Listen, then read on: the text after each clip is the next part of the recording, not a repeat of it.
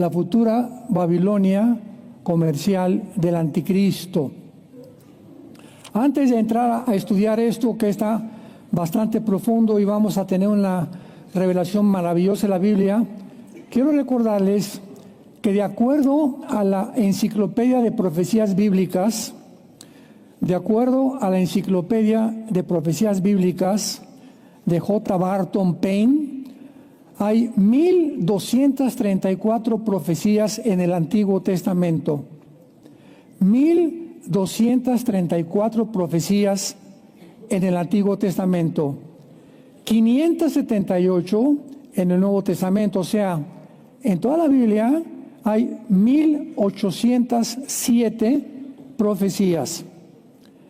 Estas profecías están contenidas en 8350 versículos.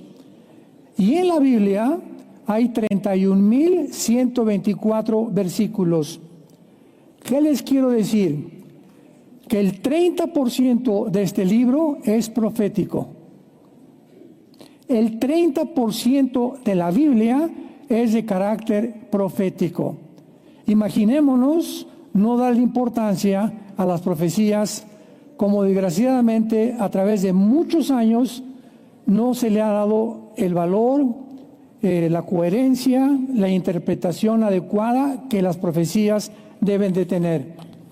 Entonces, porque muchas veces me han preguntado que por qué me enfoco yo más en las profecías cuando hay otros temas. Bueno, quiero recordarte, ¿verdad?, que si entras a nuestras redes, tengo grabado todo el libro del Génesis, versículo por versículo, el libro del Levítico, el libro de Job, como 45, 50 salmos, todo el libro de Romanos, Apocalipsis, lo he grabado más de 4 veces.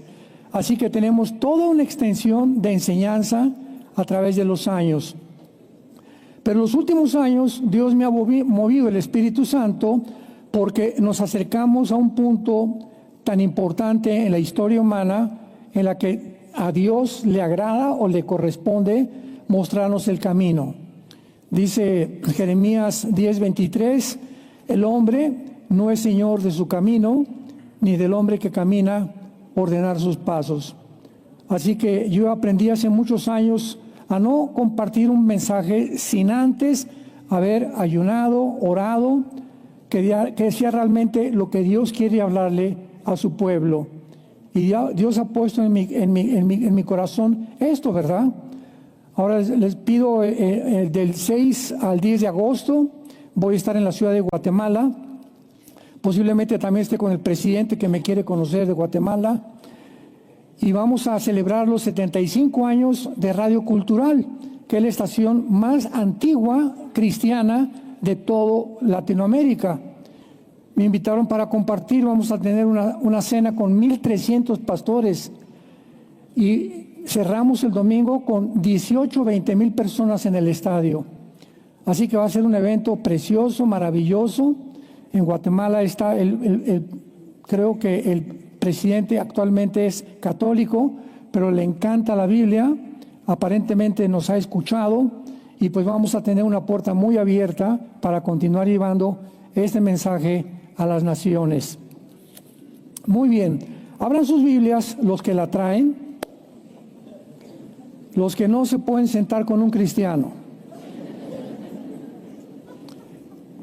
Apocalipsis 17 y Apocalipsis 18. Como bien lo dice el título de la serie, es increíble que la Biblia termine con estos 2 capítulos antes de entrar a la eternidad, Apocalipsis 21 y 22, y que la Biblia haya comenzado con un lugar geográfico que se llama Babilonia. Lo vamos a ver más adelante. Cuando la Biblia nos coloca dentro del tiempo de una profecía y dentro del territorio o el lugar geográfico de la profecía, no nos podemos perder. Por ejemplo, comienza en Génesis 10 que la primera ciudad fundada fue Babel. por un hombre llamado Nimrod, que significa el rebelde, y el que dirigió la primera rebelión mundial masiva contra Dios. Entonces, cuando la Biblia nos muestra Babel, nos dice en la tierra, sigan con mucho cuidado, de Sinar, o en la tierra de los caldeos. Entonces, cuando vienes a la Biblia y siempre lees la tierra de los caldeos o la tierra, me pueden poner el mapa del Medio Oriente, o la tierra de Sinar, se está refiriendo en la Biblia específicamente, ¿sí lo ven desde allá? Sí. Muy bien, entonces estos dos países, Siria e Irak, en el Antiguo Testamento no estaban divididos. Se llamaba la Mesopotamia y se le llamaba Babilonia. La división que vemos ahorita entre Siria e Irak, Jordania, Irak, etcétera, etcétera, se llevó a cabo en el siglo pasado. Después, cuidado porque esto no puedo apuntar a nadie, me dijeron que no apuntara a los ojos a nadie porque se iban a quedar ciegos, ¿verdad? En el siglo XX, a partir de 1920, se hizo una división por los ingleses y los franceses de todo el Medio Oriente. Entonces dividieron todo el Medio Oriente, pero Irak y Siria son lo que en la Biblia se llama la tierra de Sinar o la tierra de la Mesopotamia. Ahora, esto es muy interesante porque aquí todo lo que es Irak es lo que corresponde actualmente a Babilonia. Irak corresponde a la Babilonia bíblica. Entonces ya sabemos exactamente cuando la Biblia habla de Babilonia a qué territorio geográfico se está refiriendo. Muy bien, vayamos rapidísimo antes de Apocalipsis a Génesis capítulo 10 para poder cimentar esta enseñanza. En el versículo 8 al 10 dice así, Génesis 10 del 8 al 10. Y Cus engendró a Nimrod. ¿Quién fue Cus? Uno de los hijos de Noé. Noé tuvo 3 hijos, Sem, Cam y Jafet. Cus es Cam, o sea, desciende de Cam. O sea, cuando dice que Cus engendró a Nimrod, está hablando del territorio africano o del Medio Oriente y parte del Asia Central. Entonces vemos nosotros que toda la historia nos muestra que la historia comenzó en donde, precisamente de Irak, y fue de Irak de donde Dios llamó a Abraham. Todavía no había judíos, todavía no existía la nación de Israel. Esto es importantísimo para ubicarnos en la historia y en la cronología de la historia y en el tiempo para entender las profecías bíblicas. Hablando de Nimrod, fue vigoroso cazador delante de Jehová. Versículo 10, y fue el comienzo de su reino Babel. Erec, que es Irak, Akkad y Calné, ¿qué notan ahí? En la tierra de Sinar, o sea, entre Siria y entre Irak. Ahí se levantó por primera vez la torre de Babel. Ahora, qué interesante que la palabra Babel signifique confusión. Entonces, cuando el ser humano se aleja de Dios, el ser humano cae en su confusión. Sin Dios, el ser humano no sabe cuál es el destino, por qué vivo, cuál es mi propósito en la vida, cómo debo tratar a mi esposa, a mis hijos, qué directriz quiere que tome para mi vida, debo escoger esta carrera o aquella carrera. Un ser humano sin Dios vive confundido. Y así comenzó la Biblia y así terminará la historia del ser humano. Nunca en la historia el ser humano en el siglo XXI se había encontrado tan confundido. Ya nadie sabe lo que está diciendo. ¿Cómo es posible que hayamos llegado al punto en la pandemia donde se le cambió el nombre a los niños por niñas y a las niñas por niños? ¡Qué confusión! ¿Por qué la confusión? Si la genética y la biología nos dice que si tú tienes el cromosoma Y, eres macho camacho. Y si tienes los dos cromosomas X, eres mujer. ¿Cómo pudimos llegar a esta confusión? Que hasta médicos, biólogos, genetistas comenzaron a enseñar que se podía cambiar el sexo y que había más de 30, 40 géneros. ¡Qué confusión tan grande! ¡Qué confusión de la pandemia que nos cerraron la boca para que no respiráramos con las famosas pañales que nos ponían aquí! ¡Qué confusión tan grande había! Donde creían que el virus no estaba en los restaurantes. Si te tapabas y llegabas a tu mesa, te quitabas la máscara y te podías sentar y ahí no había virus. ¡Qué confusión tan grande actualmente hay con los gobernantes! Ya no saben si los demócratas, los republicanos, o el comunismo, o el socialismo, o qué sistema de gobierno es el adecuado para gobernar cuando todos han fallado y fracasado. Hay confusión en la Biblia, hay confusión en la teología, hay confusión en la filosofía, hay confusión en las religiones. Es una confusión impresionante. Nada más métete a TikTok. Yo jamás lo veo. Pero estamos bombardeados. Tú oyes una voz por acá, otra voz por acá, otra voz por acá, otra voz por allá. Y llega ese momento que dices, ¿será verdad? ¿Será mentira? ¿Que realmente podemos llegar a entender quién nos está diciendo la verdad en el mundo tan confundido, de tantas mentiras en las redes sociales, de tantas cosas que están tergiversando completamente de su propia naturaleza? Entonces, va a terminar la Biblia, regresamos al Apocalipsis, en dos ciudades, llamadas Babilonia. Pero con una grande diferencia, porque vamos a ver que la confusión va a ser religiosa y la confusión va a ser comercial o económica, como es la ciudad comercial que gobernará el anticristo en Apocalipsis capítulo 18.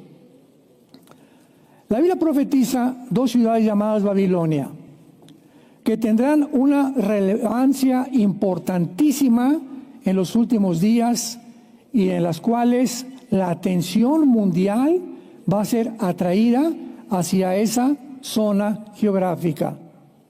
Sin embargo, estas dos Babilonias, la del capítulo 17 y del capítulo 18, no son iguales, porque he leído muchos comentarios que confunden y que es la misma Babilonia.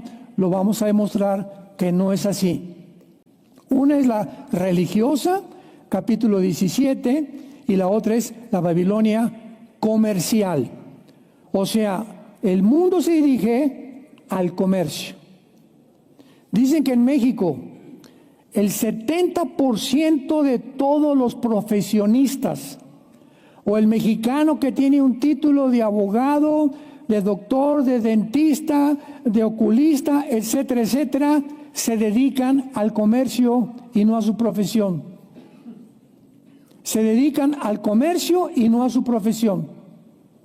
O sea, van a la escuela, a la universidad, se gradúan y se dan cuenta, ¿verdad?, que es dentro del comercio donde ellos pueden avanzar más rápidamente que en su propia profesión, por las pocas oportunidades que se presentan actualmente en el mundo. Y en los Estados Unidos está sucediendo el mismo fenómeno. En Estados Unidos hace 5 años, para no irnos tan lejos, si tú tenías un posgrado, un PhD, tenías una maestría, etcétera, etcétera, y llegabas a una compañía, te revisaban tus papeles, no tiene un posgrado o tiene una certificación de una famosa universidad, le daban el puesto a esa persona. Ahora se acabó. Se acabó completamente. Un ejemplo tan grande es nuestra hija Natalia, ¿verdad? Nuestra hija Natalia se graduó en una universidad allá en Estados Unidos, bastante buena la universidad, le dieron una muy buena beca también. Cuando acabó, antes de que se casara, buscó trabajo en todos lados. El único trabajo que encontró fue en un kinder con los niños cuidándolos.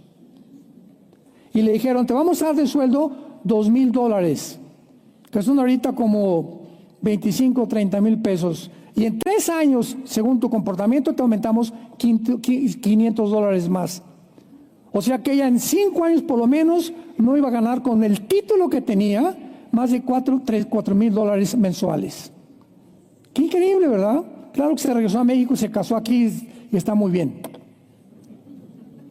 Pero es la situación que se está viviendo. Es una situación de confusión, que las cosas en el mundo han cambiado drásticamente. Ahora bien, la palabra Babilonia se usa 283 veces en la Biblia. Es la segunda palabra usada más que Israel. Y generalmente, siempre que se usa Babilonia, se usa anexada o en conexión con Israel. O sea que Babilonia e Israel están así completamente en la Biblia. Por lo que cualquier cosa que suceda en Babilonia le sucede a Israel o viceversa. Y solo una vez la palabra Babilonia es usada como un símbolo, nada más una vez en Apocalipsis 17. Dice el versículo 1 de Apocalipsis 17. Corroboremos esta verdad. Vi entonces uno de los 7 ángeles que tenían las 7 copas y habló conmigo diciéndome: ven acá y te mostraré la sentencia contra la gran ramera que está sentada sobre muchas aguas. El título que se le da a la Babilonia del capítulo 17 es el título de una prostituta espiritual o de un sistema religioso que se ha vendido y que en los últimos días tendrá su base en la ciudad de Roma. Versículo 18. Y la mujer que has visto es la gran ciudad que reina sobre los reyes de la tierra. Cuando Juan, el apóstol, escribe el Apocalipsis, la ciudad que reinaba en el mundo, ¿cuál era? ¿Tlalnepantla? Roma. Entonces no hay vuelta de hoja, o sea, no podemos estar, pues yo creo que va a ser esto, va a ser Roma el asiento de un sistema religioso que se vendió, que se prostituyó, que apostató, y Dios le llama ramera. ¿Por qué le llama ramera? Porque en el mundo natural, una mujer que ofrece su cuerpo por dinero, ¿qué cosa está haciendo? Se está vendiendo.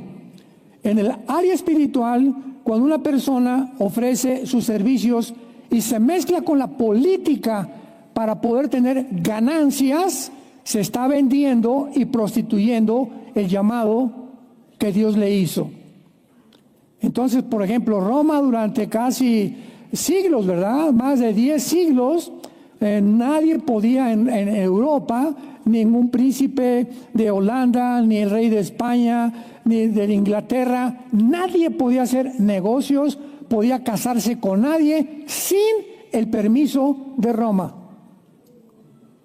Durante casi 18 siglos dominaba completamente el mundo político, económico, y el espiritual mandó matar en la Inquisición a todos aquellos que no aceptaran que bajo Roma hay salvación. Imaginemos nada más, hasta que vino la gran reforma protestante, ¿verdad? Que se levantó Martín Lutero, Juan Calvino, Zwinglio y todos los grandes reformadores, donde protestaron y dijeron: espérame tantito. Calvino dijo: ¿cómo es posible? Él era un monje y leyó lo que estaba estipulado por el Vaticano, que Roma salva, que los santos son intermediarios entre nosotros, que a través de la hostia es la conversión mágica del cuerpo de Cristo por la sangre de Cristo. Entonces agarró Lutero y puso las 95 tesis en un papel y las clavó en la catedral de Wittenberg en Alemania. Ahí en la mera puerta de la catedral, que era la más famosa. Y vinieron pues todos los obispos y todos los cardenales. El Papa mandó que las quitaran las 95 tesis y lo mandaron citar al Vaticano a Martín Lutero. Y entonces estaba una gran procesión de todos los cardenales de un lado y del otro, y el Papa en medio, y Lutero en medio, y le dijo el Papa: Martín Lutero, ¿aceptas que tú hiciste estas 95 tesis? Sí, contestó Martín Lutero. Pues tienes que renunciar a ellas bajo pena de muerte. Y Lutero contestó: llevaba un Nuevo Testamento. Quiero decirles con este libro, y retó a todos los cardenales y al Papa, que si ustedes me contradicen y encuentran que es mentira lo que he dicho y que no está en la Biblia, acepto ser muerto. Hubo un silencio sepulcral. Nadie dijo ni pío, porque dijo: estoy apegado a la palabra de Dios. Y es la palabra de Dios, la Constitución y el camino, la verdad, el cimiento, el fundamento de todo el cristianismo. Pues lo condenaron a muerte, huyó, ¿verdad? Lo protegieron los reyes de Holanda, etcétera, etcétera. Se casó con una monja, la fue a sacar del monasterio también. Y entonces vemos nosotros de qué forma, a través de todos los siglos, esto ha sido una distorsión totalmente de la palabra de Dios.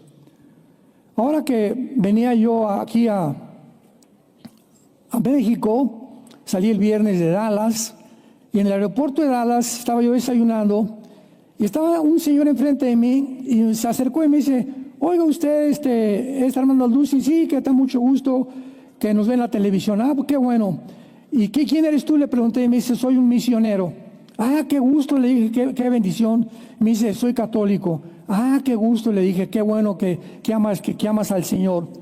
Y lo invité a que se sentara en mi mesa, estaba yo solo, a que desayunara conmigo. Dije: yo no puedo perderme esta oportunidad. Porque tenemos, hermanos, tenemos que tener compasión. Tenemos que cuidado con la soberbia. Está muy bien, tenemos la verdad, pero que esa verdad no nos enorgullezca, ni nos ensoberbezca sobre aquellos que no han tenido la oportunidad de oír lo que nosotros hemos oído. Entonces hay millones de católicos que no conocen la verdad como nosotros, sin embargo han tenido una experiencia con Jesucristo, el Hijo de Dios. Y están leyendo la Biblia y están nacidos de nuevo. Y en el día del arrebatamiento va a haber cantidad de evangélicos que se van a quedar y cantidad de católicos que se van a ir también. ¿Por qué? Porque no es todo el que me dice Señor, Señor, entrará al reino de Dios. O sea, si yo soy católico, acuérdense que les conté mi testimonio, yo quería ser cura, quería ser padre, ¿verdad? Y me decepcioné mucho, me hice ateo, lo que haya pasado, etcétera, etcétera. Pero si hubiera seguido ese camino, y hubiera estado yo completamente sincerado de que esa era la verdad, y nunca tuve la oportunidad de conocer el verdadero evangelio, Dios va a tener compasión de mucha gente. Entonces, cuando encontramos a una persona que no cree, que no conoce la Biblia como la conocemos tú y yo, o espero que tú la estés conociendo, tenemos que no perdernos la oportunidad. Pero antes de nunca agredirlos, ni tampoco sentirnos superiores. Entonces lo invité, nos sentamos ahí a desayunar, y le dije: oye, cuéntame, ¿y qué vas a hacer? Venía a San Luis Potosí de misionero. Le dije: ¿y qué vas a hacer en San Luis? Pues voy a llevar el evangelio, me dijo. Le dije: ¿qué es el evangelio? Le pregunté. Y se me quedó mirando y dice: pues les voy a hablar que Dios es bueno y que Cristo murió en la cruz. Le dije: ah, qué bien, pero ¿ese es el evangelio? Y me dijo: bueno, tenemos que decirle a la gente que el diablo existe también. Le dije: también eso es la Biblia. Yo no lo quise agredir porque él sabía que yo era cristiano. Él dice que me ve mis programas, así que ya sabe bastante, ¿verdad? Así que estaba muy nervioso también él de que yo lo fuera a atacar. Y le dije: bueno, mira, quiero decirte una cosa. Me acuerdo que me dijo que se llamaba Gerardo, y estoy orando por Gerardo todavía, que Dios le abra su corazón y que él pueda conocer la verdad. Le dije: Gerardo, el evangelio es que Jesucristo fue crucificado, fue muerto, fue enterrado y resucitado a los 3 días, y está sentado a la diestra del Padre, Él intercediendo por nosotros. Ningún hombre, ni vírgenes, ni monjas, ni sacerdotes, ni obispos, ni cardenales, más que Él. Y se hizo así. ¿De veras? Me dijo. Le dije: ¿no traes una Biblia? Me dice: no, la olvidé.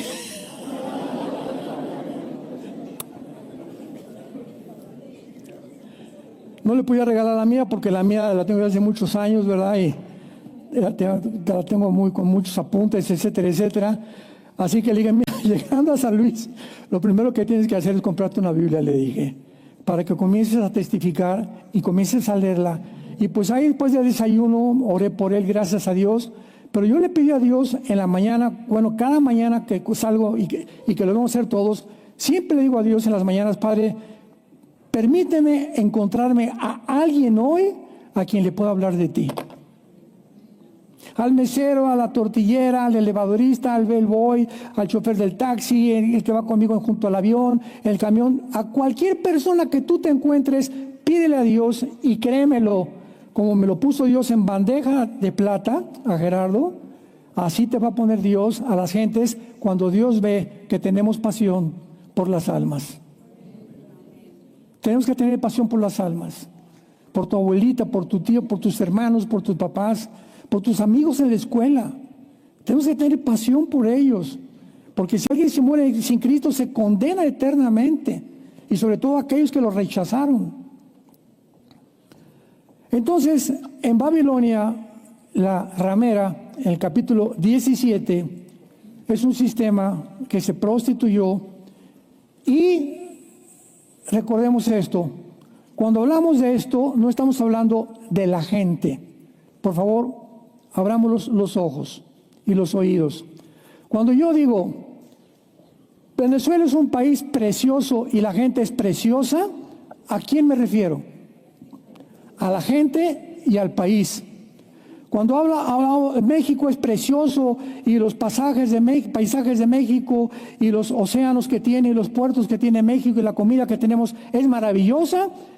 Cuba, preciosa, qué linda Cuba, etcétera, etcétera. ¿Cuál es el problema? Los gobiernos. Entonces no estamos hablando de la gente.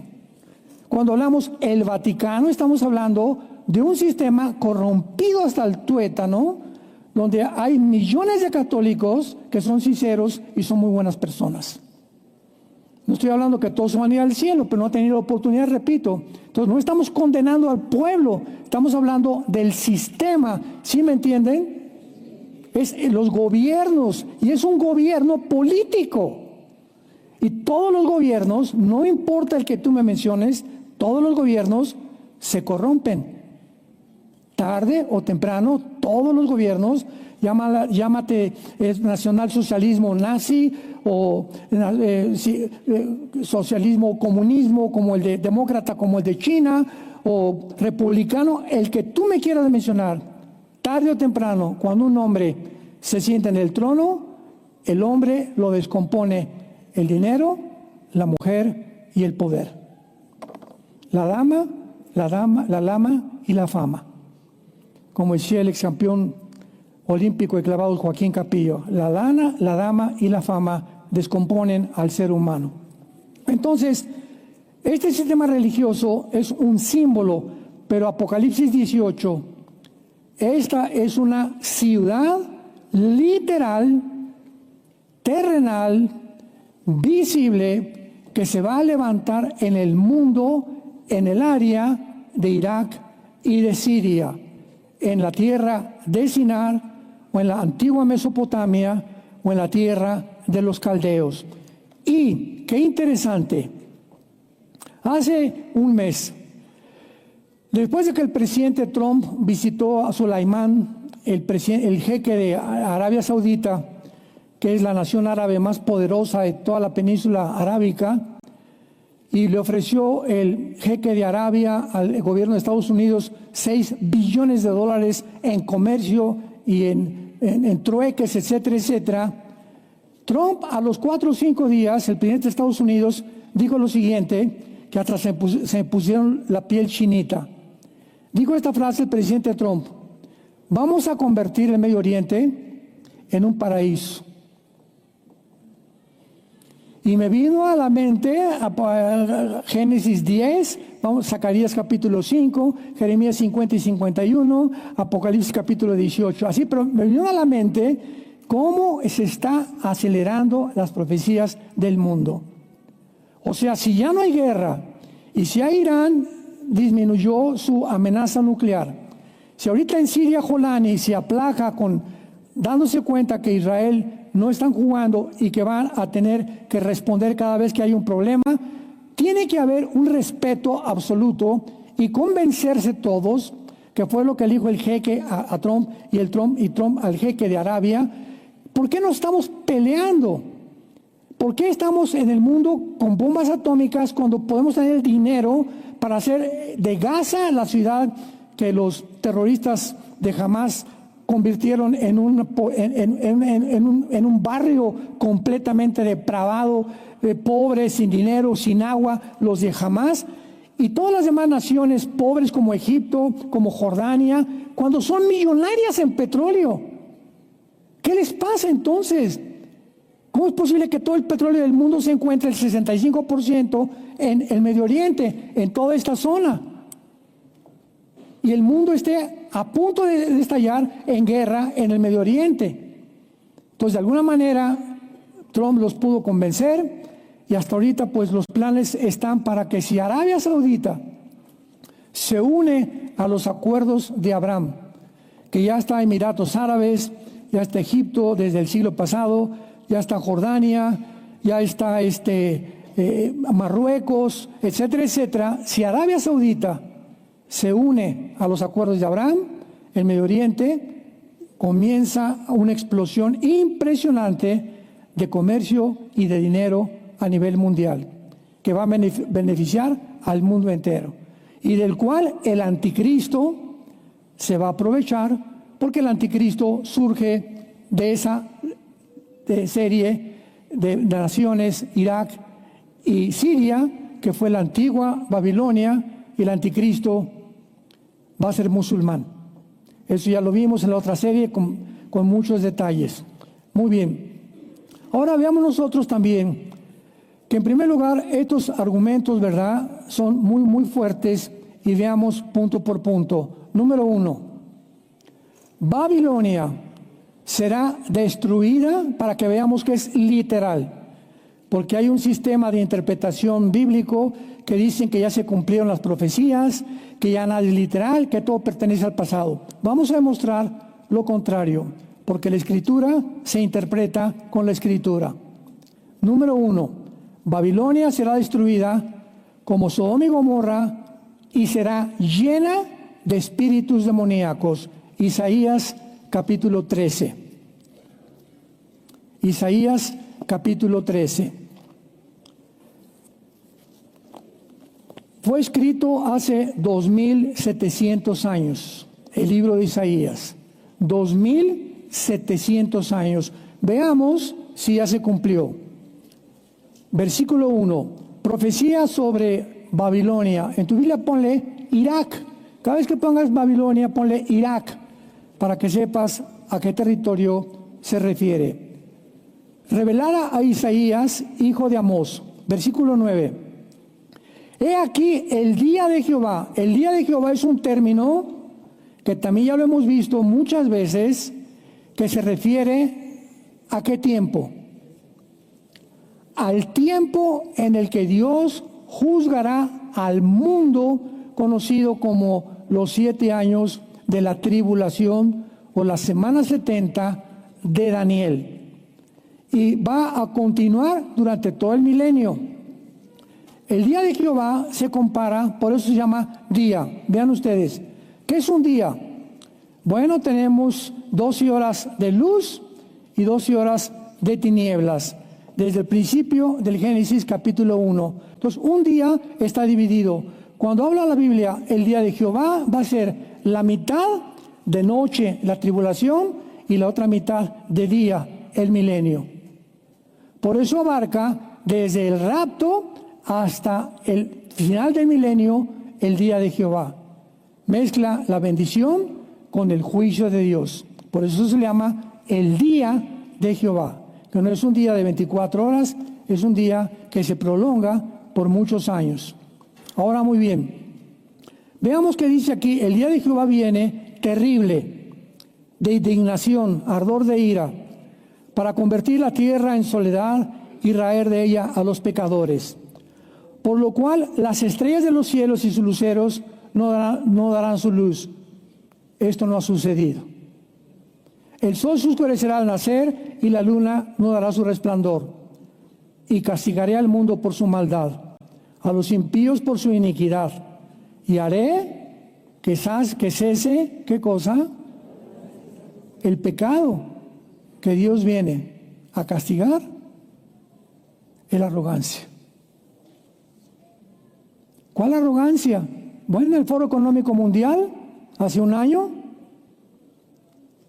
el que era director del Foro Económico Mundial en Davos, Suiza, dijo: hemos llegado a ser dioses. Vamos a evolucionar porque tenemos ya la genética y la tecnología y todo lo que el mundo cibernético para poder transformar al ser humano en algo que nunca había sido, en un dios. Imaginémonos que los hombres más sabios, científicos y más inteligentes del mundo se reúnen una vez al año en Davos, Suiza, en las montañas, para discutir entre más o menos 40, 50 familias que son el futuro de todos nosotros. Ellos son los que planearon la pandemia. Ellos son los que planean todo lo que va a venir en el mundo. La soberbia. Creyeron lo que Satanás le dijo a Eva en Génesis 3:5. Serán como dioses, conociendo el bien y el mal. Y cuando el ser humano le dice a Dios: no te necesito, te conviertes en un dios. Si tú eres ateo, déjame decirte algo. El ateísmo ya es insostenible filosóficamente. Oiga, ¿pero por qué? A ver, pruébame que existe Dios, pruébame que no existe. ¿Por qué es insostenible el ateísmo? Porque al momento que dices: no quiero a Dios y no hay nadie que pueda estar arriba de mí, ¿quién es Dios? Pues tú. Ahora yo voy a poner mis reglas, voy a poner los principios de ética y de moral. ¿Por qué? Porque no necesito que nadie venga de ningún lado a decirme cómo me porto, quién soy, de dónde vengo y a dónde me dirijo. Te conviertes en un Dios.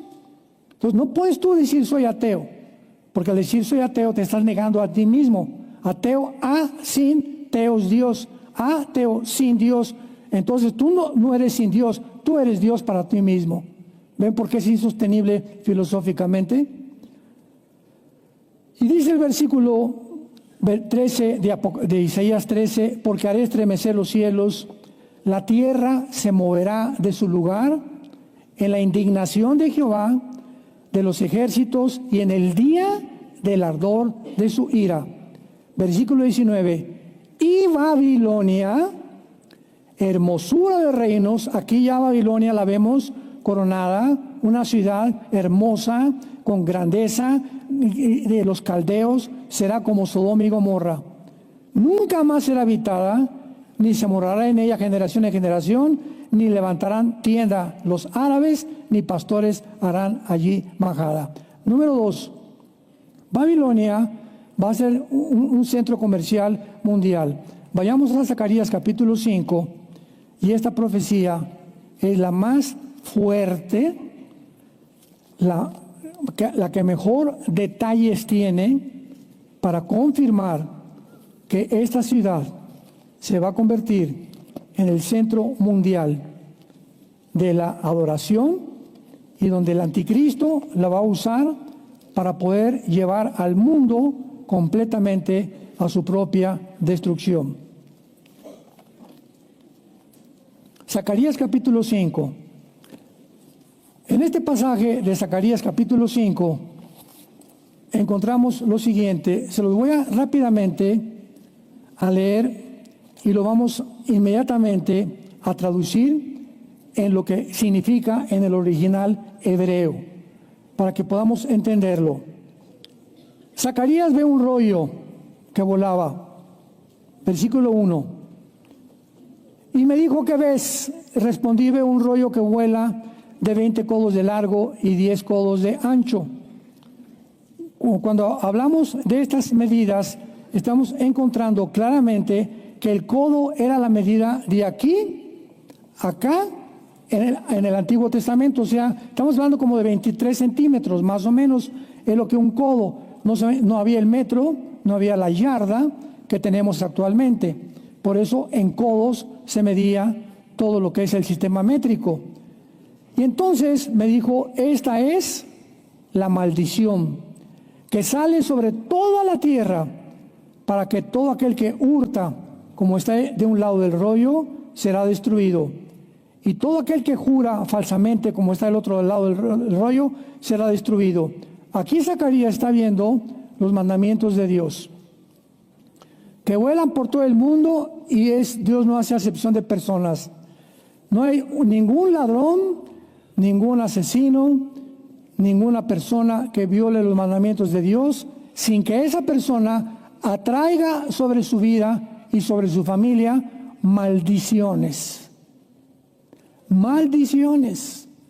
Por ejemplo, un hombre casado con niños que tiene pornografía en su casa o que ve programas de pornografía, le está abriendo un portal en el mundo invisible que no lo vemos, donde los demonios van a entrar a tu casa y no por la chimenea, Van a entrar a tu casa y se van a ir principalmente contra tu esposa, contra tus hijos y contra tu propia vida.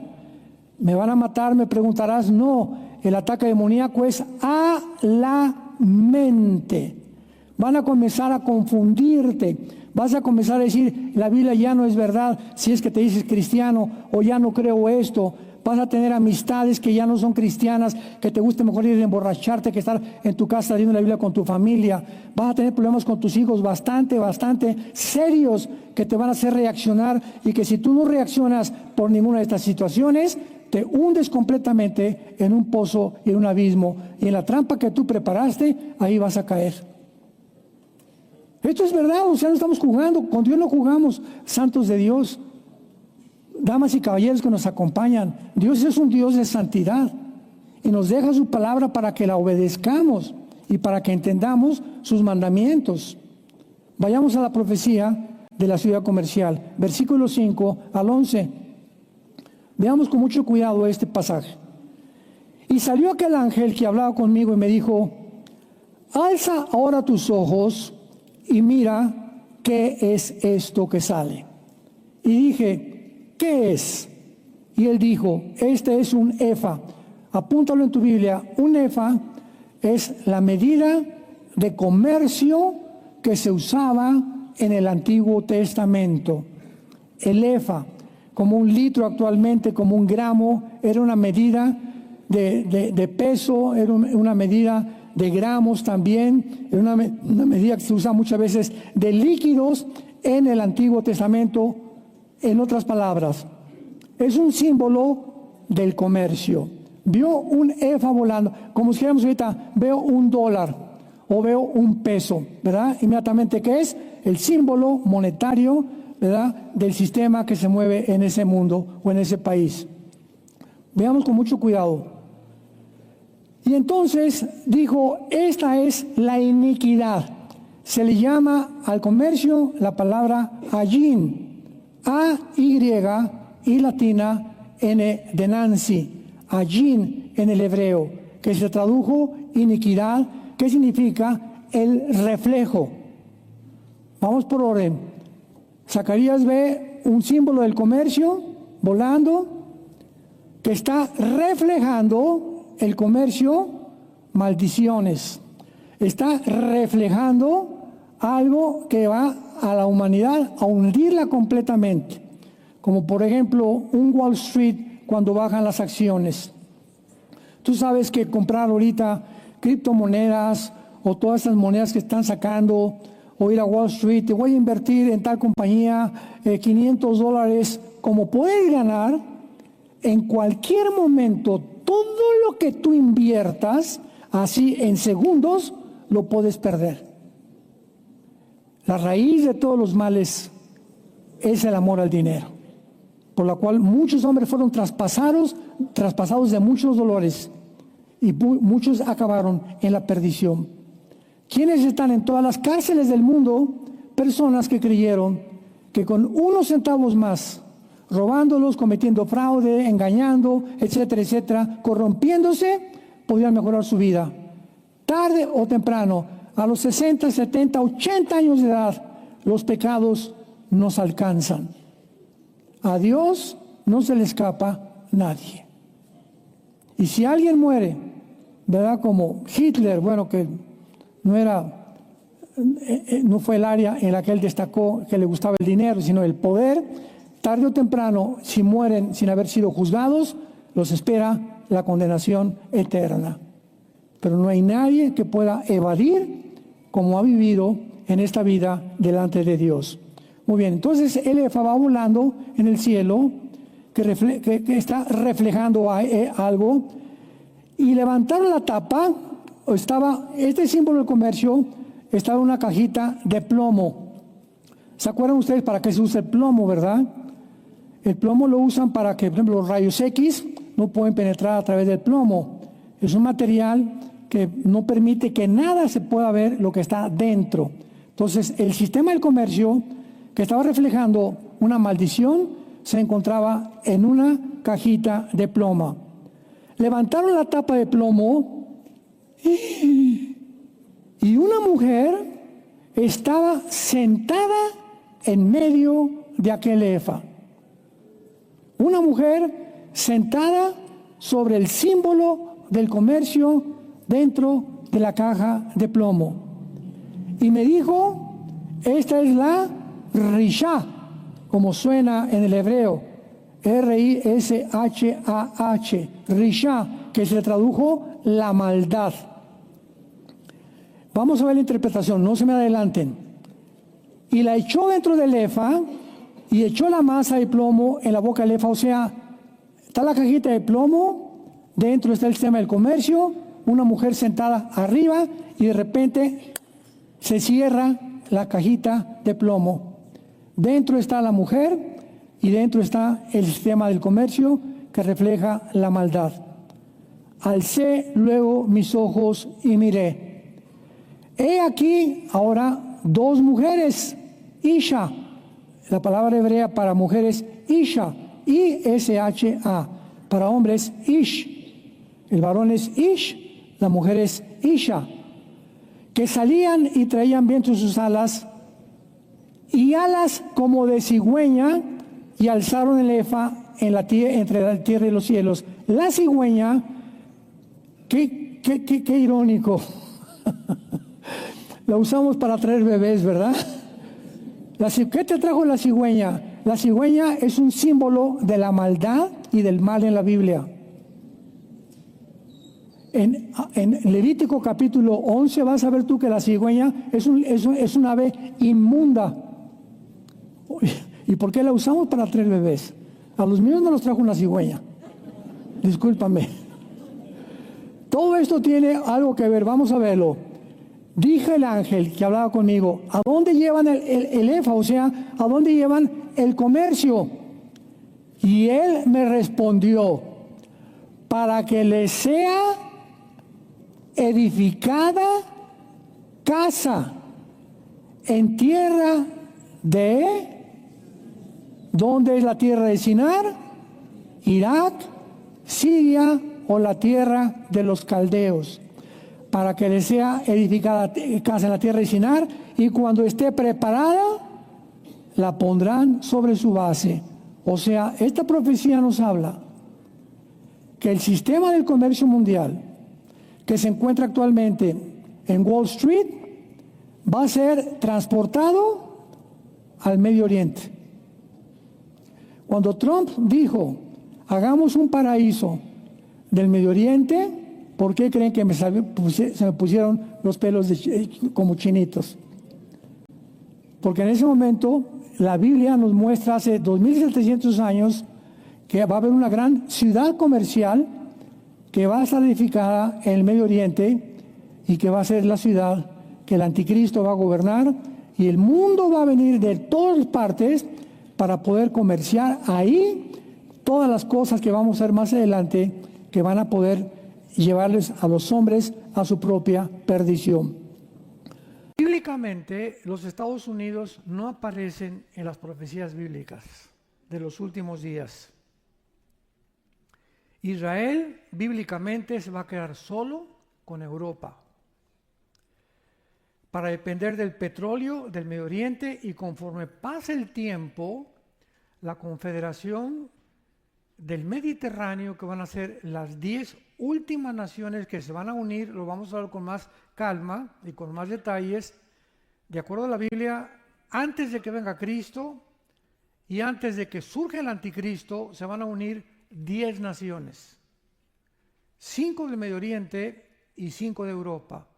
Van a formar un G10, o la Confederación del Mediterráneo, y esta Confederación del Mediterráneo es la que va a gobernar el mundo los últimos 3 años y medio de la semana 70 de Daniel, o de los comúnmente llamados 7 años de la tribulación. Vayamos al libro de Daniel capítulo 2 y veamos esto con un poco más de detalles, porque es importantísimo para poder determinar con exactitud, con certeza, el sueño que tuvo hace 2600 años el rey de Babilonia llamado Nabucodonosor. Este rey impresionantemente construyó los jardines de Babilonia, una de las maravillas del mundo, de las 7 maravillas del mundo. Este rey levantó Babilonia como uno de los imperios más grandes que ha habido en la antigüedad, más que el imperio egipcio, asirio. Y este rey tuvo un sueño de una estatua enorme. En el capítulo 2 todo esto lo estoy resumiendo. Y en esta estatua que el rey soñó se encuentra la clave. A todos ustedes que aman la escatología y las profecías bíblicas, en este sueño se encuentra la clave de todas las profecías bíblicas de la Biblia. Vamos a ver por qué. En este sueño, el rey Nabucodonosor vio una estatua que tenía la cabeza de oro, tenía el pecho y los brazos de plata, tenía el vientre de bronce y las 2 piernas de la estatua las tenía de hierro. Muy bien. Sin embargo, los pies de la estatua y los dedos de la estatua eran una mezcla de hierro con barro. Entonces el rey mandó traer a Walter Mercado, chamanes, brujos, espiritistas, astrólogos, etcétera, etcétera, para que le interpretaran el sueño. Pero él se los puso todavía más difícil a estos brujos y hechiceros y les dijo: primero dígame qué soñé antes de que me lo interpreten, y si no me dicen qué soñé, les voy a cortar la cabeza a todos. Entonces Daniel, que era un muchacho judío que fue exiliado a Babilonia, en uno de los sitios que Babilonia le puso a Israel, ya trabajaba en el imperio babilónico y estaba muy cerca del rey Nabucodonosor, quien los había enviado a prepararlos, a los jóvenes. Eran 4 judíos, entre ellos Daniel, para que pudieran hablar el idioma de Babilonia, la cultura, las tradiciones y la comida.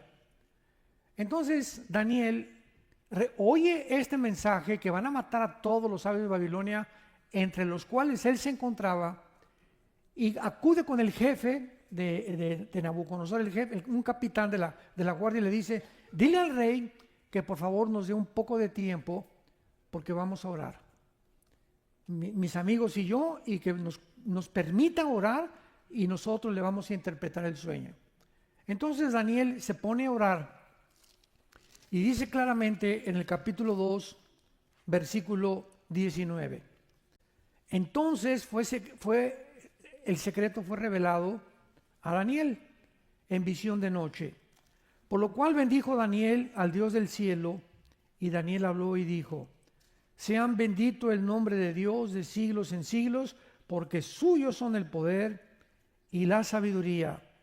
Él muda los tiempos y las edades, quita reyes y pone reyes, da la sabiduría a los sabios y el conocimiento a los entendidos. Revela lo profundo y lo escondido, conoce lo que está en tinieblas y con él mora la luz. Entonces Dios le revela a Daniel el sueño y la interpretación. Y Daniel acude al rey y le dice lo siguiente, pongan mucha atención: oh rey, esa estatua la cabeza de oro representa a tu imperio. O sea, si ustedes quieren poner ahí en sus apuntes, ¿verdad? La cabeza de oro representa a Babilonia, que es igual a las naciones de Irak, de Siria y del Líbano. Porque en el Antiguo Testamento, la Mesopotamia, que significa entre dos ríos, cubría estas áreas geográficas que actualmente se separaron, pero en el Antiguo Testamento Babilonia era Siria e Irak de la modernidad, junto con el Líbano. Entonces, cuando le está diciendo Dios a Daniel, la cabeza es Babilonia, vamos a ir apuntando, porque estos son las naciones, escúchenme, estas son las naciones que van a formar parte del reino del anticristo. No va a estar San Antonio o Estados Unidos, ¿verdad? Ni ningún país tampoco de todo el continente americano, lo vamos a ir viendo. Entonces ya tenemos Irak, Siria y el Líbano están apuntadas proféticamente para ocupar en los tiempos que estamos viviendo y después del arrebatamiento de la iglesia, parte de las tres naciones que forman el gobierno del anticristo. Qué interesante que ahorita se encuentra el conflicto ahí precisamente. Qué interesante, ¿verdad? Después le dice Daniel, el pecho y los brazos de plata representan otro imperio que va a suceder el tuyo, que de acuerdo a la historia fueron los medos persas. Y pónganle allí Irán. Ya tenemos 4 naciones. Irán. ¿Por qué? Porque Persia es el nombre de Irán en el Antiguo Testamento. Fue en 1985 cuando se le cambió el nombre de Irán a la República de Irán. 1935, perdón.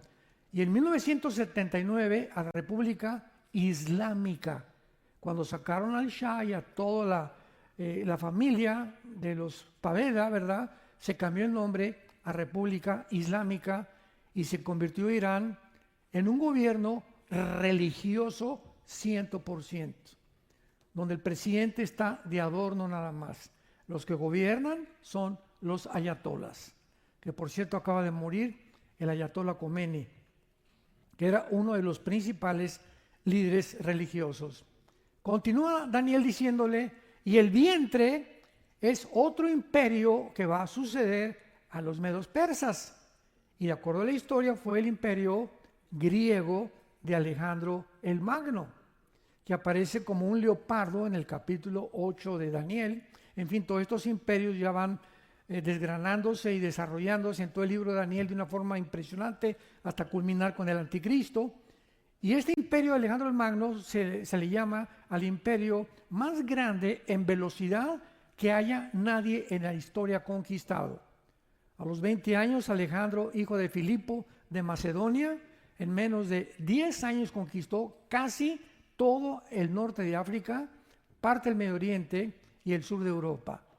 Murió a los 33 años en Babilonia, en lo que es ahorita Irak. Ahí murió Alejandro el Magno, en lo que es ahorita Irak. Todo esto está relacionado impresionantemente. Muere aparentemente de una fiebre que tuvo muy alta, ¿verdad? Él se convierte en homosexual, Alejandro el Magno, en los últimos años, y desaparece el imperio griego. Y le dice Daniel al rey, y las piernas representan a otro imperio que es el hierro, y que de acuerdo a la historia fue, después de Grecia, Roma.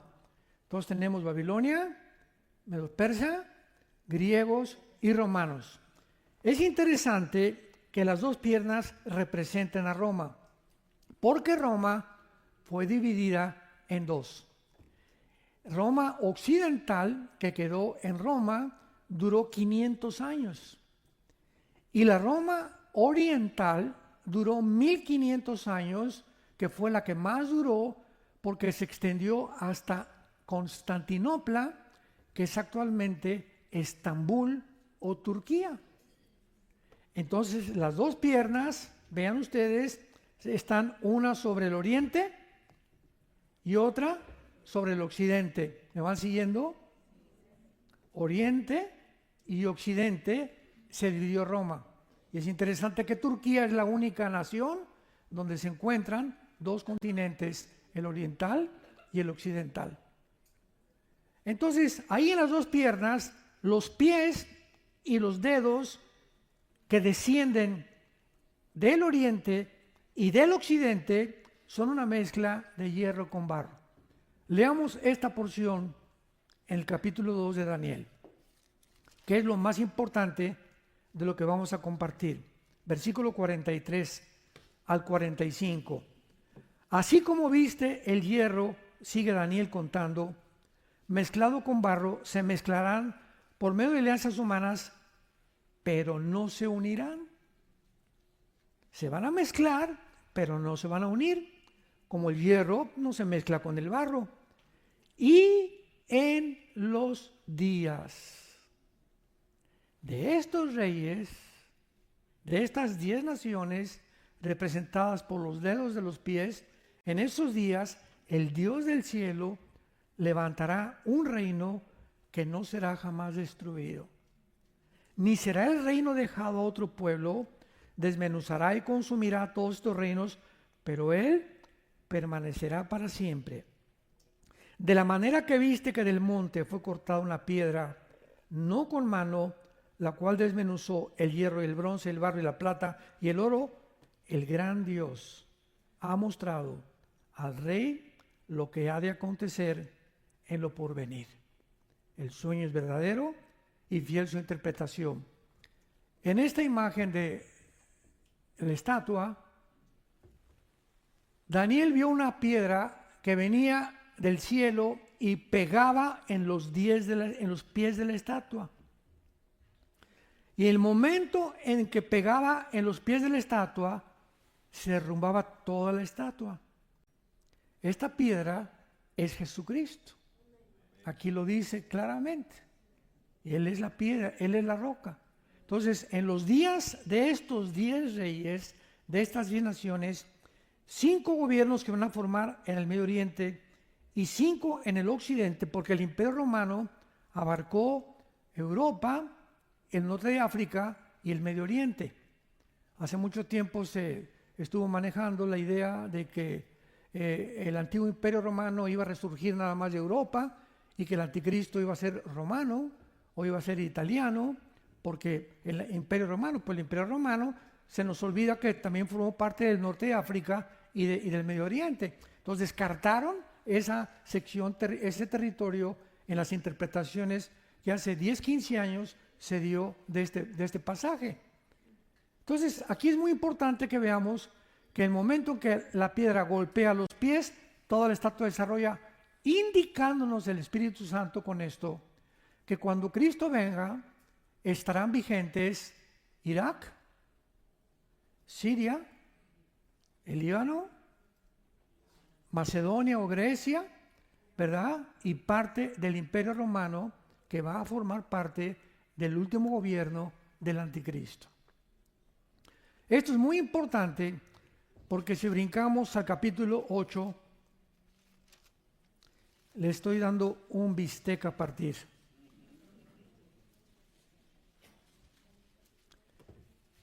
Todo el libro de Daniel va reduciendo hasta llegar al anticristo. O sea, aquí se nos presenta un cuadro o un bosquejo general de las naciones que gobernarán antes de que Cristo regrese, que incluyen en la estatua, toda la estatua de Nabucodonosor es el último gobierno del anticristo, porque todas las naciones se derriban y están firmes en el momento que la piedra golpea en los pies. No solamente destruye los pies, destruye a todos la estatua, indicando a todos los gobiernos y todas estas naciones. Después en el capítulo 7 hay otra visión, no la vamos a ver rápidamente, ¿verdad? Hay 4 bestias, que es un leopardo, que es Grecia, tenemos un oso y tenemos también a un león, que representan a diferentes naciones. Las naciones, el león a Babilonia, el oso a Irán y el leopardo a Grecia. Y hay estas 4 naciones que representan a los 4 figuras de los metales de la estatua. En el capítulo 2 son 4 metales, en el capítulo 7 son 4 bestias. Y es interesante que la 4ª bestia, el Espíritu Santo, no encontró un nombre para dárselo. Encontró el oso, el león y el leopardo, pero la 4ª bestia, que fue Roma, y lo que viene del Imperio Romano, no encontró más que una bestia terrible y espantosa, porque va a venir de las naciones del antiguo Imperio Romano, lo que se formará como la nueva generación del Imperio griego y Roma, que fueron paralelamente iguales en su gobierno y en su política. Y en el capítulo 8 ya se resume y se olvida el Espíritu Santo de todos los imperios, y lo único que pone es a un carnero y a un macho cabrío. Capítulo 8, que es el occidente, ¿verdad? El carnero, y que es el macho cabrío, el occidente, que representa a el imperio griego o al imperio de Alejandro el Magno. Dice el versículo 5: mientras yo consideraba esto, un macho cabrío venía del lado del poniente sobre la faz de toda la tierra sin tocar tierra, y aquel macho cabrío tenía un cuerno notable entre sus ojos. ¿Quién es el macho cabrío? La Biblia no es de interpretación privada. Cuando leemos la Biblia tenemos que buscar la interpretación y decir, bueno, yo pienso que es esto, ¿verdad? Yo pienso que es San Antonio, yo pienso que es por aquí, o pienso que Nueva York es la Nueva Babilonia. Dejemos a la Biblia hablar. Vean el versículo 21. El macho cabrío es el rey de Grecia. La misma Biblia se interpreta a sí misma si tenemos la diligencia de continuar estudiando, leyéndola y tratando de la interpretar con la guía del Espíritu Santo. Entonces vemos aquí que hay 2 confrontaciones entre Irán, que es el carnero, y el macho cabrío, que es Alejandro el Magno. Chocan los dos. Y el imperio griego, aquí dice, ¿verdad? El macho cabrío derriba al carnero, versículo 7, y llegó y se levantó y lo hirió.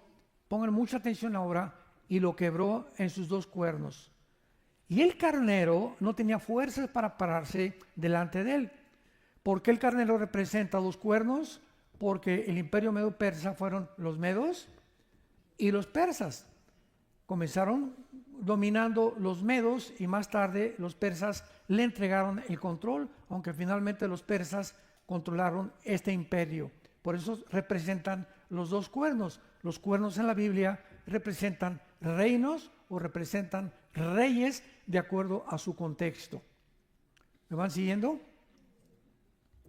Quebró sus 2 cuernos, o sea, el imperio medo-persa desapareció o cayó, y el carnero no tenía fuerzas. Versículo 8.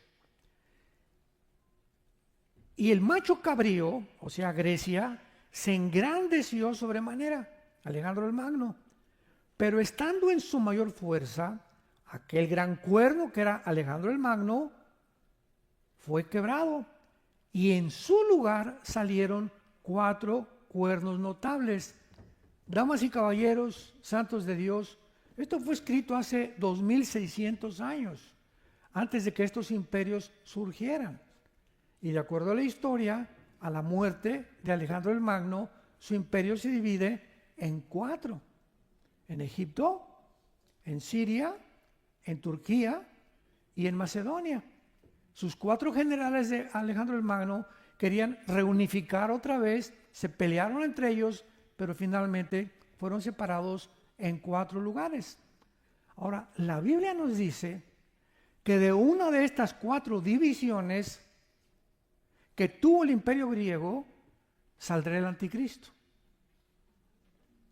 Dijimos que era Egipto, Siria, Macedonia o Grecia y Turquía. De una de estas 4 naciones va a surgir el anticristo. Leámoslo a continuación. Y de uno de ellos, versículo 9, de una de las 4 divisiones, de uno de los cuernos, ¿van bien? Salió un cuerno pequeño. que en el capítulo 7 es el anticristo. El cuerno pequeño es otro de los nombres que se le da al anticristo. De uno de ellos salió un cuerno pequeño y vamos a ver qué es el anticristo. Creció mucho al sur y al oriente y hacia la tierra gloriosa, pero no hacia el norte. Y se engrandeció hasta el ejército del cielo. Ninguno de los 4 generales que tuvo Alejandro el Magno se le pueden adjudicar estos calificativos o estas cosas que menciona la Biblia. Se engrandeció hasta el cielo. ¿Quién? El cuerno pequeño. Parte del ejército de las estrellas se echó por tierra. Las estrellas son los ángeles caídos.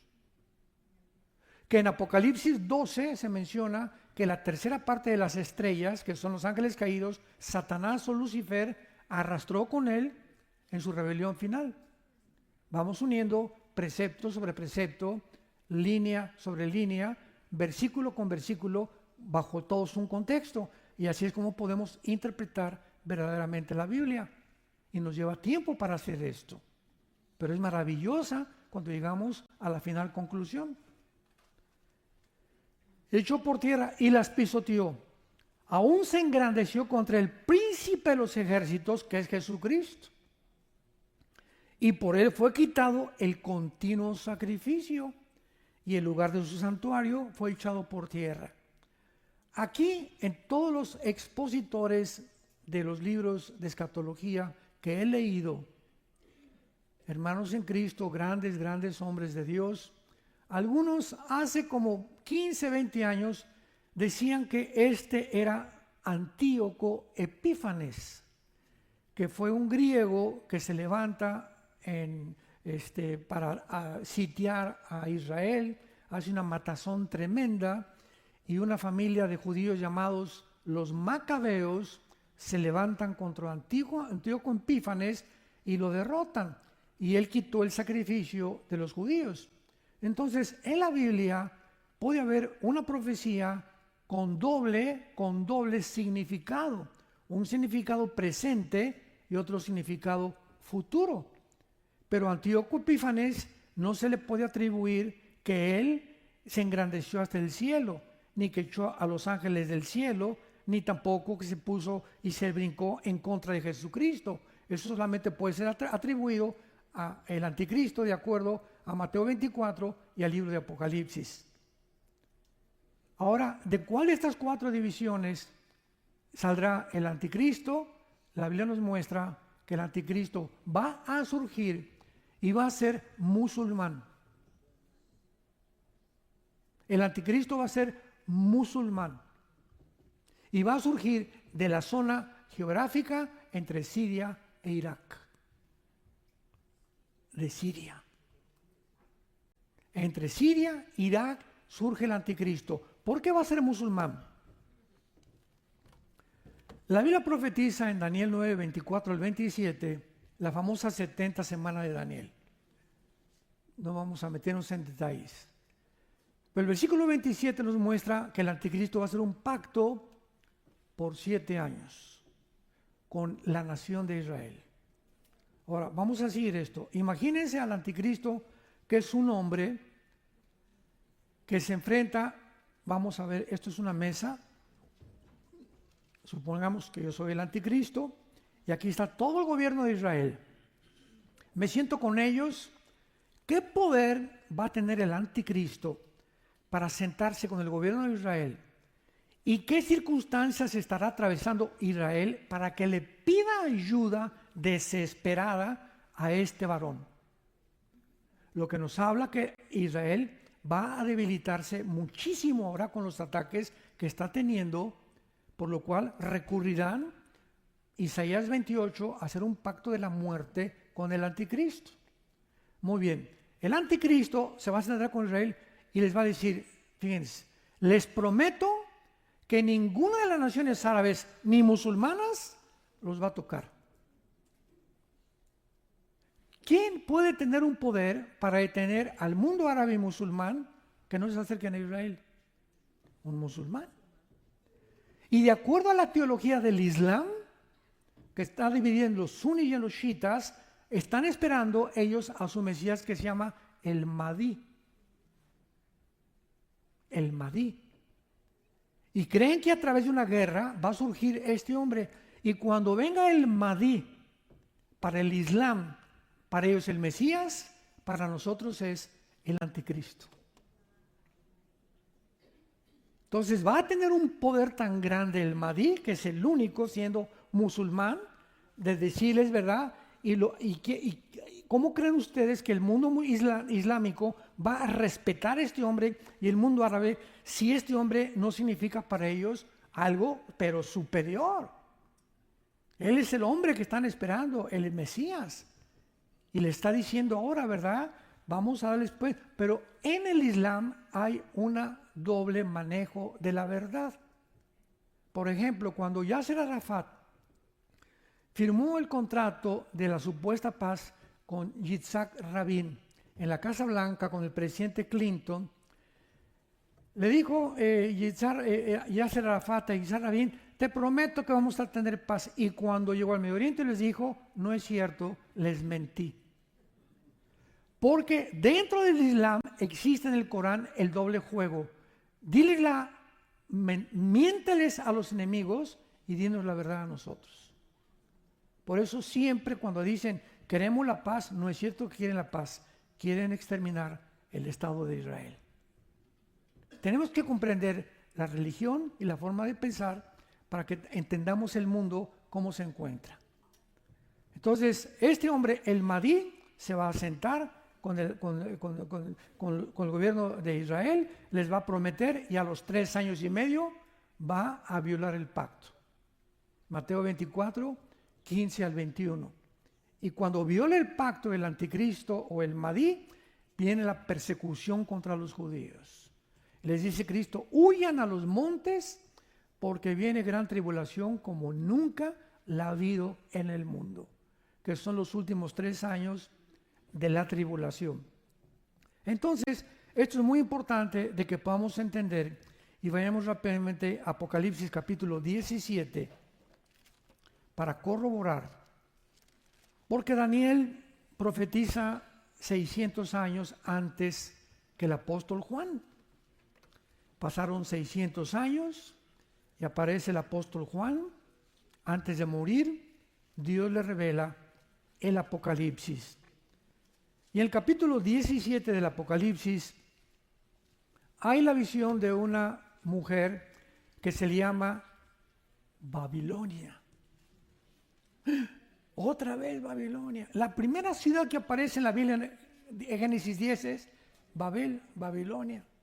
Y luego la Torre de Babel, la primera rebelión masiva, el primer intento del globalismo, Génesis 11, la Torre de Babel, donde por primera vez en la historia se junta masivamente los seres humanos para decirle a Dios: no te queremos, nosotros podemos levantar una religión y un nuevo gobierno sin que tú intervengas.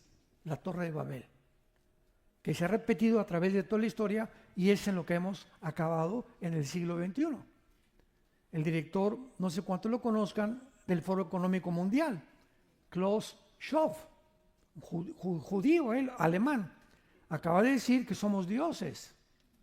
Y tiene un consejero judío que se llama Noah Harari. Todo esto chéquenlo, googleenlo.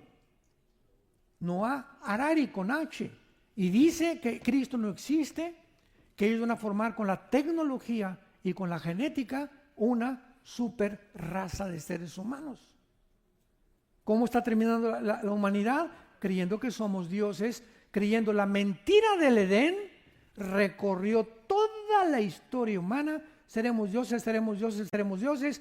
Y todos los conquistadores, llámense los Césares romanos que se proclamaron dioses, Aníbal, Napoleón Bonaparte, José Stalin, Saddam Hussein, Adolfo Hitler, Benito Mussolini, el que me mencionan ustedes, Alejandro el Magno, todos han tenido el mismo sueño: puedo conquistar el mundo porque somos dioses. Impresionante. Y llegamos al capítulo 17 de Apocalipsis, donde se revela una mujer montada sobre una bestia. Todo lo estoy resumiendo para que puedan ustedes con manzanitas. Poder explicarlo, porque yo estoy consciente que muchos de ustedes no han estudiado profundamente estas profecías. Entonces menciona una bestia, llámale un toro, lo que tú quieras ponerle, ¿verdad? Hay una mujer montada sobre esta bestia. Esta bestia, la bestia, tiene 7 cabezas que representan los 7 imperios de la historia, con 10 cuernos, que es el último gobierno del anticristo. Y la mujer se le llama la gran ramera Babilonia. Confusión, porque la palabra Babel significa confusión. El hecho que esté montada sobre la bestia indica que en los primeros años del anticristo el sistema religioso va a dominarlo. Y a los 3 años y medio, más adelante, el anticristo se deshace de la mujer, versículo 18, que es una ciudad, y la quema. Y él se adjudica que él es el único Dios que tiene que adorar.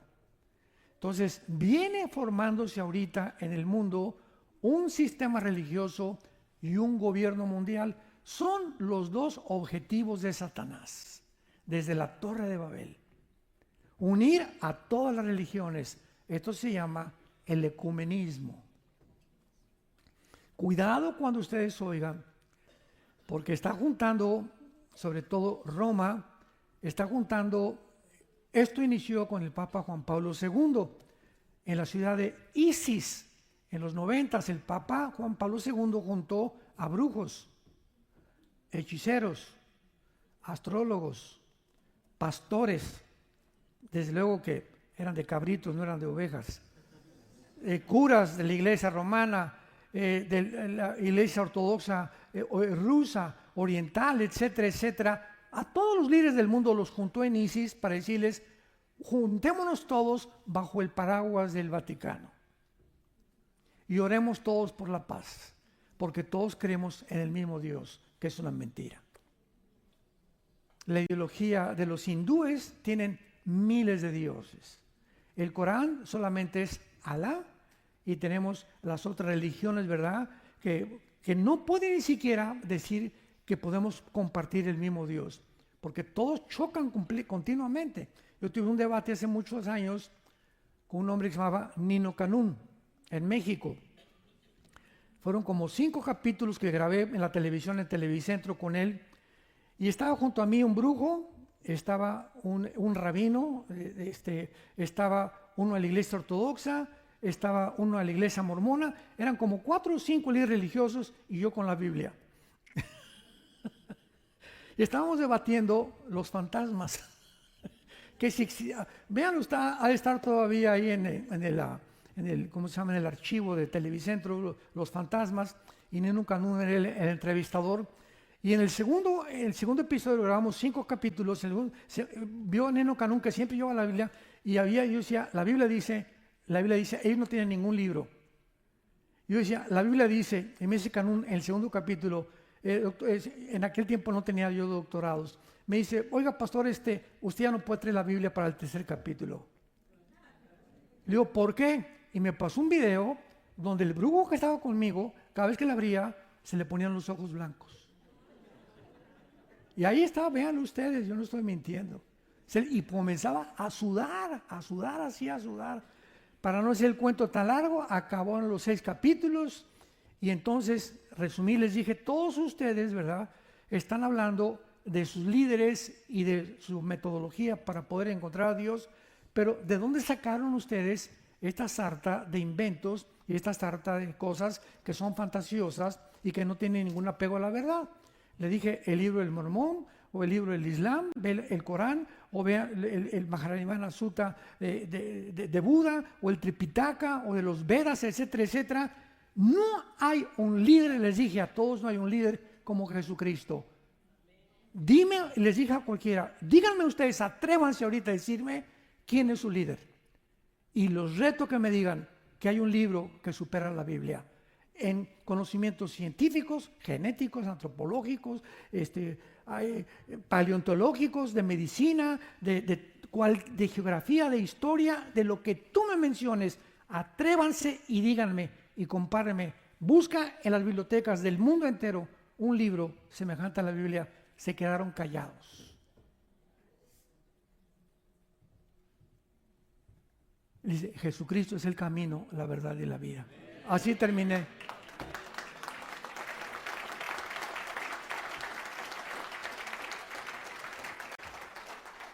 Pero este movimiento ecuménico va a ir desarrollándose más y más mientras más nos acerquemos y se siguen reuniendo.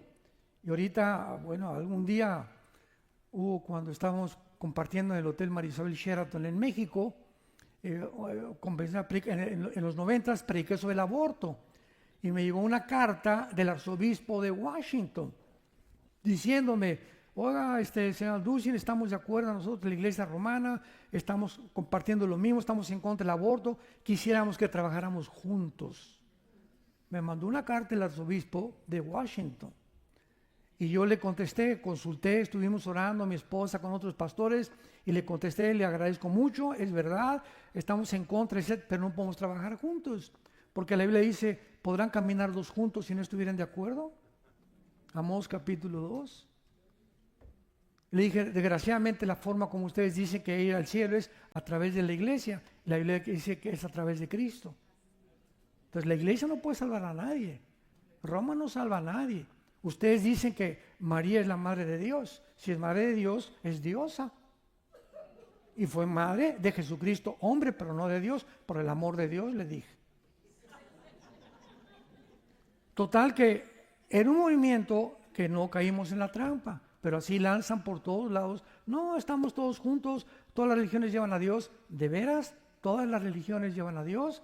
Si es verdad, Jesucristo ha sido el impostor y el psicópata y el mentiroso más grande de la historia, porque dijo: nadie va al Padre si no es por mí. Entonces, ¿crees lo que Jesús dijo o lo tomas como un lunático, psicópata, absurdo, que no tiene por qué seguírselo oyendo? Pero Él abrió sus brazos en una cruz y dio su vida por ti, por ti, por ti. Para que no creyera sus palabras, sino lo que Él había vivido.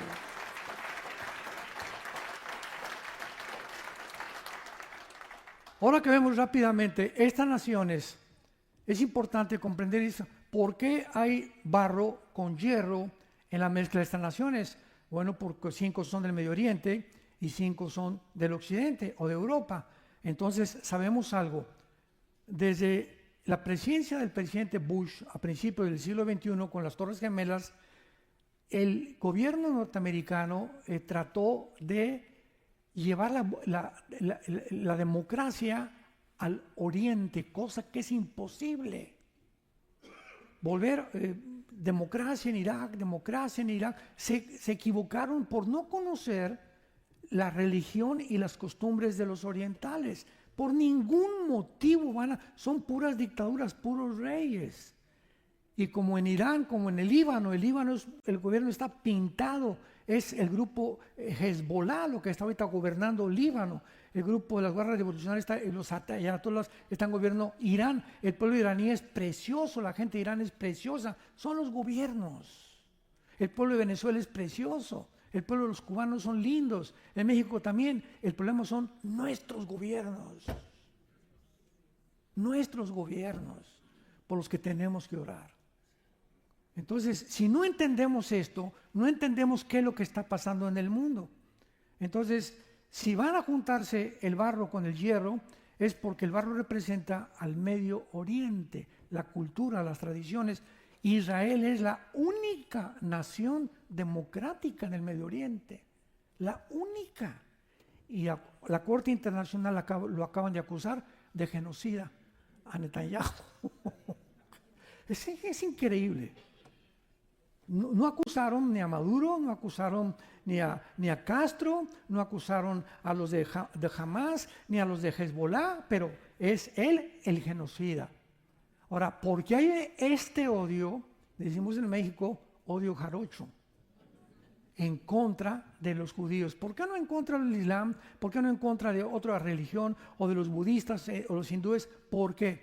Simplemente porque Dios escoge a una nación para levantarla, que se llama Israel. Se pudo haber llamado México, se pudo haber llamado Italia, pero a Dios le dio la gana que se llamara Israel, porque la palabra Israel significa los que luchan conmigo.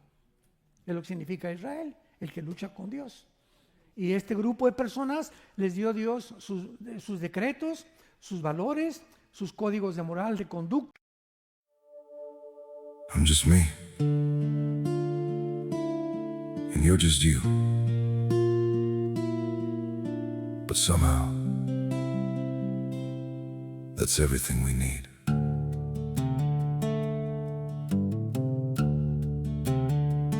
I don't have a perfect story, no shining crown to wear,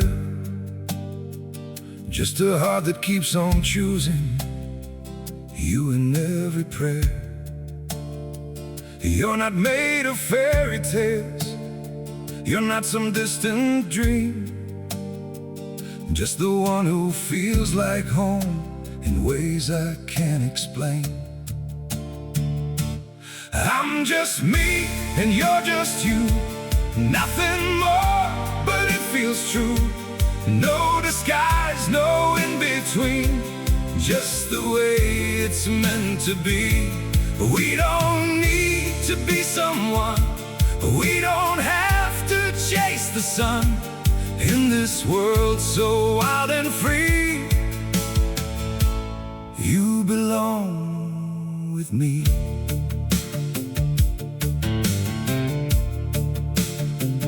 We're not written like a story people talk about for years, but in every quiet moment, you're the one I feel so near.